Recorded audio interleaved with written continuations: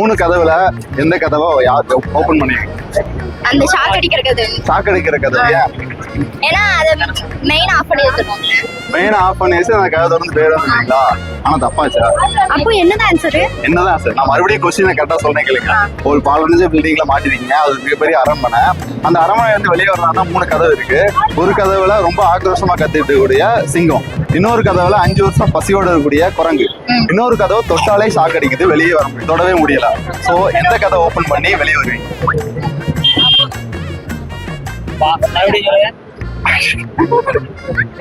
சொல்லுங்க நீங்க.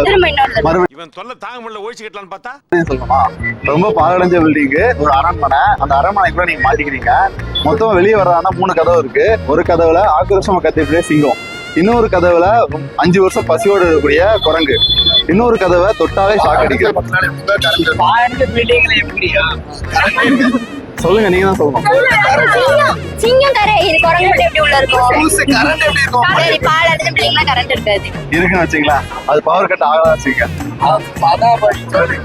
கரண்ட் இல்ல. கரண்ட் இல்லையா?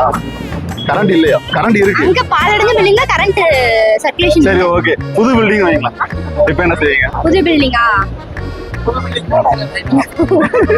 ஆமா, எனக்கு வந்து இவங்க 2 பேரும் எப்பவுமே என் கூட தான் இருப்பாங்க. அதனால இவங்க வந்து ஆஃப் பண்ணி போடுவாங்க. ஆளுக்கு ஒரு கதவு. ஆமா, ஆளுக்கு ஒரு கதவு திறந்து அவங்க மேல போயிட்டு அப்புறம் 2 வந்து என்ன உள்ள அனுப்புவாங்க. நல்ல ஃப்ரெண்ட்ஷிப்க்கா. ஆனா அது ஆன்சர் தெரியலங்க. தெரியலையா? அதாவது 5 வருஷம் எந்த குரங்கும் பசியோட இருக்காது. ஓ, நன்றி, வணக்கம். நீங்களே பே பண்ணுங்க. நீங்க ஃபர்ஸ்ட் என்ன சொன்னீங்க? குரங்கு தான் சொன்னேன். குரங்கு ஏன் சொல்லலையே? ஓகே, நன்றி, தேங்க்யூ. நம்பி வாங்க, சந்தோஷமா போங்க.